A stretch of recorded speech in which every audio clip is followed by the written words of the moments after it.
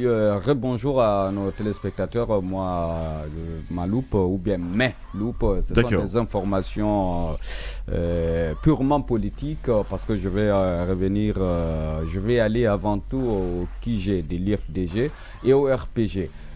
La première information, vous savez, chaque samedi, il y a les assemblées générales au sein des partis politiques. Il y a l'IFDG, c'est le vice-président de l'Union des forces démocratiques de Guinée, en l'occurrence Dr Fodéoussou Fofana, voilà, qui a présidé cette assemblée générale et qui a voulu passer des messages. La première information, il a voulu rassurer les militants et sympathisants de l'IFDG en disant qu'aucune élection ne sera organisée ici sans l'UFDG. Ça, c'était la première information. La deuxième information, il a dit encore que vraiment, par rapport au rapport ou bien aux études menées par le ministère de l'administration du territoire et de la décentralisation sur les partis politiques, il semble, lui, Fodéoussou, il donne raison au rapport du MATD, en disant que si on regarde bien, si on fouille bien, il n'y aura pas 10 partis politiques en République de Guinée qui remplissent les conditions. En tout cas, Mocus, cette liste, nous on a l'exclusivité de cette liste, il pourra bien l'afficher pour que les gens puissent regarder d'ici la fin de l'émission. D'accord. Et la deuxième information, allons-y, encore au QG du RPG Arc-en-Ciel. Là où vous n'êtes pas sans savoir, la semaine dernière, on évoquait ici, on dit que selon le classement de la Banque mondiale, la Guinée maintenant a quitté la liste des pays à faible revenu pour arriver maintenant à rejoindre la liste des pays à revenus intermédiaires. Suleiman Douno Keita, vous savez, il est membre du RPG Arc-en-Ciel. Il a tenu à rappeler que lors de cette assemblée générale du RPG, que c'est un processus que le CNRD vient parachever. Donc c'est un travail qui a été mené depuis 2010. Les gens se rappellent lorsqu'on parlait de PPTE, tout le monde se moquait même du régime du professeur Alpha Condé. Il dit si aujourd'hui la Guinée sort de la liste des pays à faible revenu pour rejoindre la liste des pays à revenus intermédiaires, c'est ce parachèvement, donc ce n'est pas dû seulement aux efforts du CNRD. Donc ce sont les deux informations, ou bien voire même trois, que j'avais à donner. Quand même sur ces partis qu'on a vus, moi la plupart des noms des partis avec les trucs erronés, c'est presque des partis que je ne connais pas. Moi par contre, il y a des partis que j'ai entendu parler de quelques-uns, mais les partis ne sont pas du tout contents. Il y en a qui disent que ça ne s'est pas passé dans les bonnes et dues formes. Il y a même un leader qui a fait la sortie par rapport à son parti qui disait que c'est de la mauvaise foi, qu'ils allaient attaquer la décision et tout ça. Mais après, c'est un rapport qui est publié, ce n'est caché à personne. Si ça, c'est pas caché. Union pour la Nouvelle-Guinée a des informations erronées. Le Parti pour le développement économique de Guinée, Congrès républicain d'Afrique de Guinée, ils sont vraiment nombreux sur la liste. On va quand même les citer. Si Mocus peut nous afficher simplement l'image après, et comme ça les gens auront le temps de voir. Je me tourne vers toi, Odilon. Bonjour. Bonjour, Christian. Donc tu as quelques informations sur l'actualité à nous livrer. Oui, effectivement, j'ai deux informations à livrer à nos téléspectateurs et auditeurs. D'accord. La première, c'est cette sortie d'un des jeunes cadres du RPG Arc-en-Ciel, en la personne de l'ancien SACO, qui est du côté de Londres, voilà, qui a fait une adresse à l'attention des autorités guinéennes, mais qui est publiée dans le courrier diplomatique, dans laquelle adresse il demande à ce qu'un regard soit jeté sur bien les anciens dignitaires du RPG, hein, qui sont aujourd'hui en prison, notamment il cite Kassori, Damaro, Dr Ibrahima Kourouma et j'en passe. D'ailleurs, on a cette image de Kassori que Baïdi Agribo a publiée. Je souhaiterais que Mocus, tu puisses mettre ça, s'il te plaît, l'image de... Oui, continue, Odile. Dans son adresse, il y a des faits qui m'ont marqué.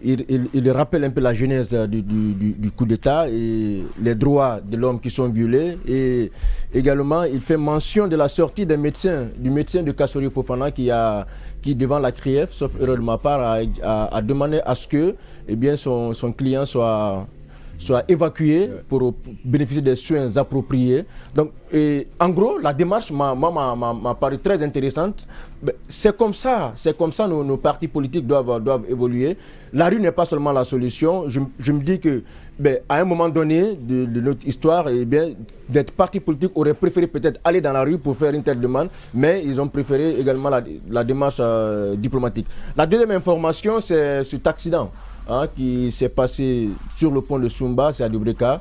2 camions qui sont entrés en collision. Ouais. Heureusement, les informations que nous avons, il n'y a pas eu de perte en vie humaine, mais il y a eu des blessés. Et d'ailleurs, un embouteillage fou depuis hier qui s'est installé quand même à la sortie du pont Somba et la rentrée pour ceux qui vont vers Bofa, qui s'est quand même installé. Vous avez vu comment il y a eu la collision. On a quand même les processus d'accident aujourd'hui qui sont en train quand même de courir un peu de Guinée. Adama Awa, bonjour. Je me tourne vers vous. Rebonjour Christian. Ouais. Alors, il y a une nouvelle qui tourne sur la toile. Le président gabonais Ali Bongo qui a décidé de se représenter aux élections 2023. Ouais.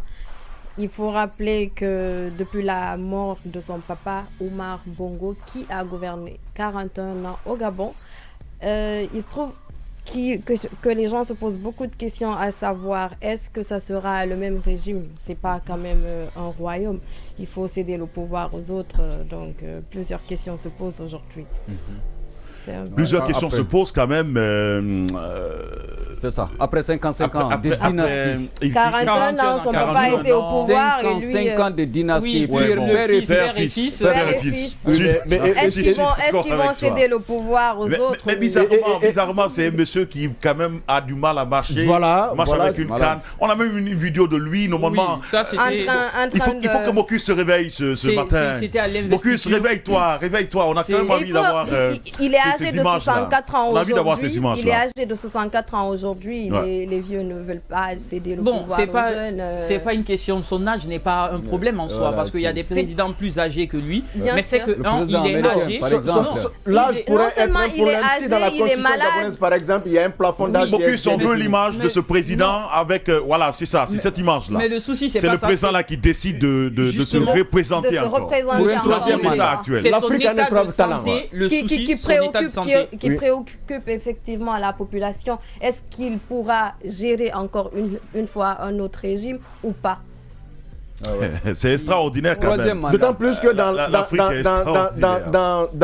la prestation de serment, dans le serment que le président gabonais prête, quand on prend le dernier paragraphe, je cite, on dit « Je jure de remplir consciencieusement les devoirs de ma charge. » Consciencieusement. Mais sauf qu'en en toute conscience, sincèrement, lui, il n'est pas à l'état de pouvoir gérer les choses. Non seulement malade, des fois même c'est du mal, il entend difficilement, il parle difficilement. Et donc le Gabon est à la traînée quand même des puissances qui sont plus élevées que déjà le problème au Gabon, c'est qu'ils n'ont pas d'opposition qui s'entendent ensemble. L'opposition, tout le monde est divisé. Et donc les pronostics, déjà on le voit gagner même les élections là, parce qu'en réalité il n'y a pas d'opposition. Pendant que Macky Sall, qui est jeune et vigoureux, a décidé de céder le pouvoir, mais on a quand même un Ali Bongo et un au Cameroun. Tout le monde n'est pas Macky Sall. Oui, allons-y Emmanuel, on va cela veut dire qu'en Afrique de l'Ouest, il y a une avancée en termes de démocratie. Oui, parce que nous avons au moins en Afrique de l'Ouest. C'est l'optique qu'on va discuter tout à l'heure avec il y a aussi les renseignements de la CEDEAO. Allons-y, Emmanuel. Oui, actualité. Il y a plusieurs actualités. Il y a la sortie notamment de l'ancien ministre et aussi président du PADES. L'économiste, vous le savez déjà, Dr Ousmane Kaba, qui était du côté de Kankan, où il n'a pas hésité à tacler le RPG Arc-en-Ciel. Il disait que les bruits qui courent ce Conakry, c'est parce qu'on chasse des voleurs, que donc si les gens ont des problèmes avec le régime, c'est parce qu'ils ont volé à un moment donné. Et il ne voit pas aujourd'hui le RPG Arc-en-Ciel se positionner comme un parti qui pourrait reconquérir le pouvoir. Il a pris même l'exemple du Burkina Faso pour faire la comparaison, pour dire qu'aujourd'hui le RPG Arc-en-Ciel ne peut pas se positionner et quand il remporter les élections avec le passé tumultueux qu'il y a autour d'eux. De l'autre côté, il y a aussi cette réglementation du secteur privé, le secteur de la sécurité à savoir, où il y a eu un décret pour réglementer un peu les activités du secteur de la sécurité. Il faut rappeler qu'aujourd'hui, le décret qui est sorti précise que le secteur de la sécurité privée aujourd'hui en Guinée, c'est plus dans la prévention et la dissuasion. Ils n'ont pas le droit d'intervenir comme les forces de sécurité et la police justement, et non dans la répression, parce qu'on a vu à certains moments où des agents de sécurité se sont pris pour des policiers, et cela n'est pas normal. Donc ils ont réglementé un peu leur secteur. Ils sont partis aussi par la catégorisation notamment des offres de services que ce secteur pourrait fournir, à savoir la formation, l'investigation qui consiste à la recherche et la collecte d'informations, la protection rapprochée qui est de leurs prérogatives, la surveillance et le gardiennage, la cyber. Et aujourd'hui aussi la serrurerie, parce qu'aujourd'hui, en matière de sécurité privée, vous savez qu'il y a des gens aujourd'hui qui fabriquent même des serrures pour des maisons. Ils les ont mis dans le lot aujourd'hui de ceux qui œuvrent dans ce cadre de la sécurité privée, parce qu'il y a des serrures aussi pour les coffres forts, tout ça. Ils ont essayé en tout cas de faire de ce secteur un secteur qui ne soit plus un no man's land où chacun décide de faire ce qu'il veut, mais chacun fait en se soumettant à la loi et aux législations. Les mesures, il faut se soumettre déjà au texte, protéger les données des clients, mais aussi ne pas rentrer dans l'intervention, mais plutôt dans la prévention et la dissuasion, ce qui est seulement dévolu à ces entreprises privées qui évoluent dans le domaine de la sécurité. Donc c'était là les deux infos que moi je souhaitais partager avec vous, à savoir il y a d'autres infos comme la grève des travailleurs de Topaz aussi, qui ont demandé une augmentation de salaire, les journaliers et les permanents. Il y avait deux catégories de travailleurs de Topaz. On avait les travailleurs journaliers et les travailleurs permanents qui demandaient des augmentations, qui voulaient passer de 28 000 à 70 000 à savoir. Mais apparemment, la direction ne leur a pas accordé ce privilège. Il y en a même qui ont été enlevés pour abandon de poste. Il y a même eu des blessés au cours de ce processus. On les a écartés pour abandon de poste. L'administration s'est dit que s'ils ne veulent pas travailler, on les met à côté, parce que c'est en quelque sorte un abandon de poste. Ils se sont vus remplacés par d'autres personnes, donc ils n'ont pas aimé la situation. Ils ont revendiqué. Il y a eu même des blessés suite à cette réclamation-là. On a quand même perdu le jeune Makabari. Oui. Ça c'est par rapport après les résultats, je pense dans une piscine de la place à Taouya. C'est après les résultats. Il avait même obtenu c'est avant la proclamation, avant la proclamation des résultats. Il est sorti avec un de ses frères, mais très malheureusement il a perdu la vie, donc il n'a pas vu les résultats de ses propres yeux. On a aussi la star du football, Mbappé, qui séjourne aujourd'hui au Cameroun. Emmanuel, je pense Kylian Mbappé qui avait fait un bon séjour. Je pense qu'il s'est retourné parce qu'il avait fait la publication sur sa page Instagram où il a rappelé qu'il était très content de l'accueil qui lui était réservé. On sait tous qu'il est d'origine camerounaise, donc il a décidé de partir au Cameroun pour connaître sa terre d'origine, revisiter cette terre-là, où il a eu le temps de rencontrer les autorités camerounaises. Il a rencontré aussi de très grandes célébrités du côté du Cameroun, à savoir Francis Ngannou, qui est l'un des champions UFC, avec qui il a passé de très beaux moments. Il s'est félicité, en tout cas il s'est réjoui parce que l'accueil il était de taille. Et cela se justifiait même par le dispositif sécuritaire qui a été mobilisé à l'occasion. On sait tous que Kylian Mbappé aujourd'hui, c'est l'une des superstars montantes de ce football. Certains même le voient comme le meilleur joueur au monde actuellement.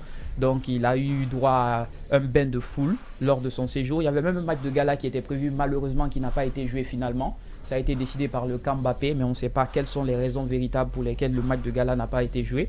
Mais il a apprécié tout de même. Il est sur le coup du transfert, c'est pas facile.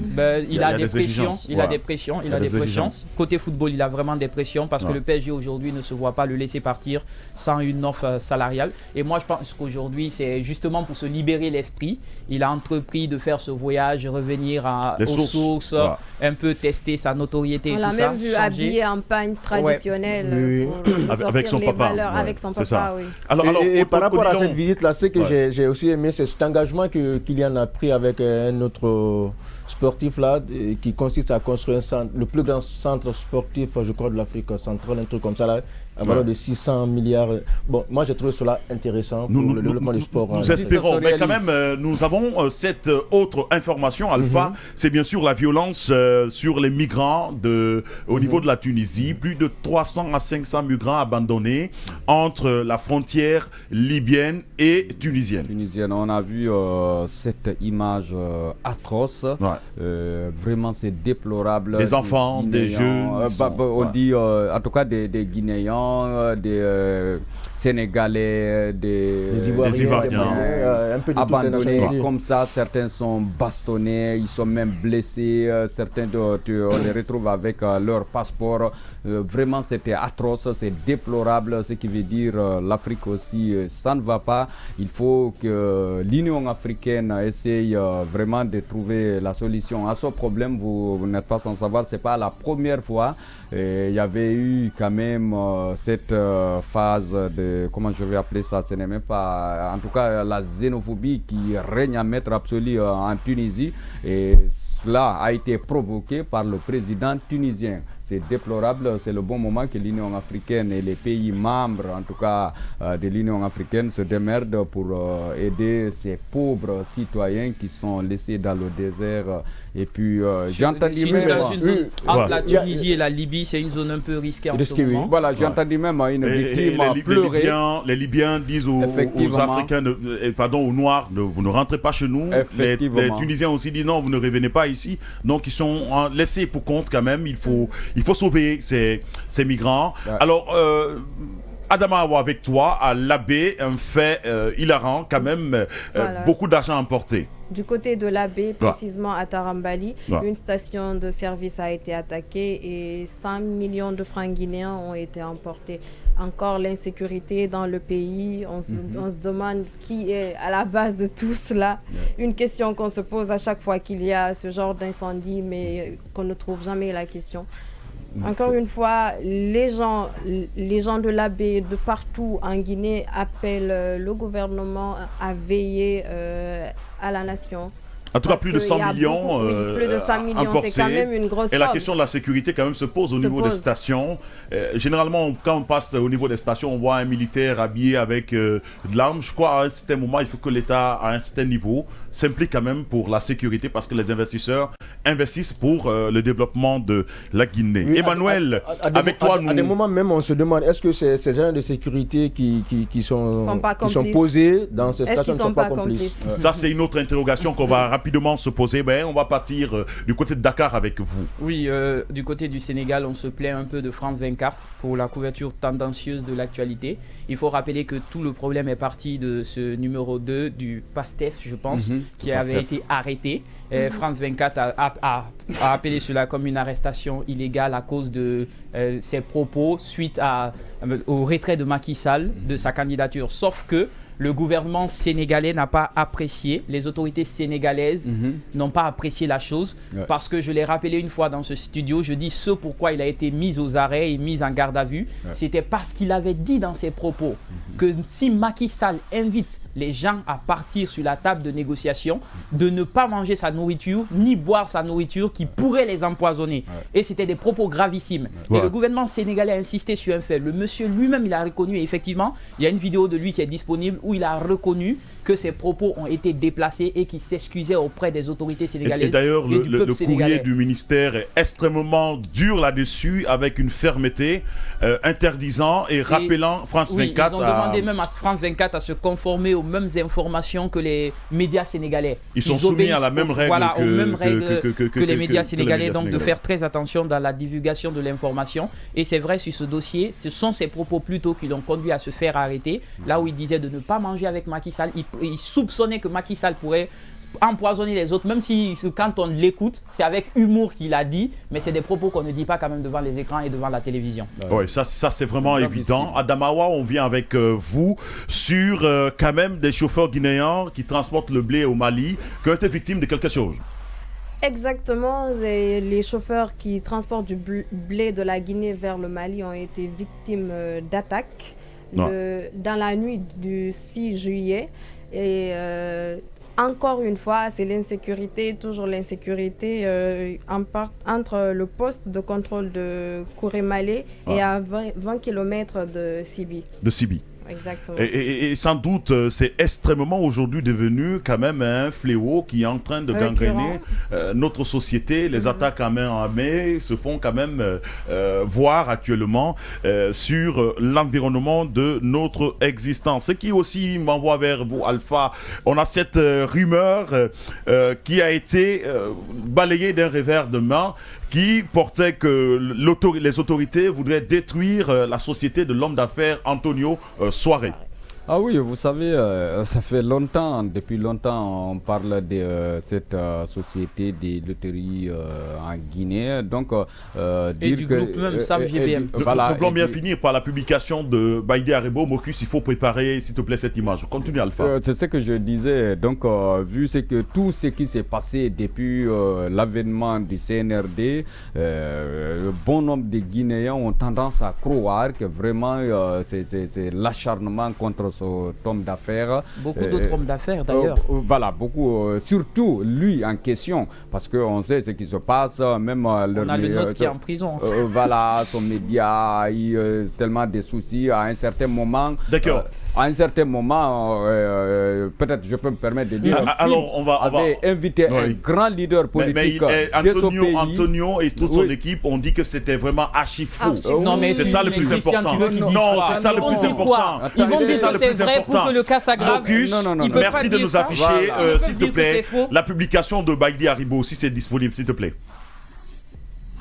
Voilà, Baïdé Aribo qui dit rendre justice implique de veiller à ce que le prévenu arrive vivant devant ses juges pour répondre de ce qui lui est reproché. Sauvons Kassory, c'est vraiment de l'audace. Quelqu'un qui constate effectivement que Kassory était dans un mauvais état. Nous espérons forcément que l'autorité va entendre. Nous partons vers la pause pour la suite. À tout à l'heure.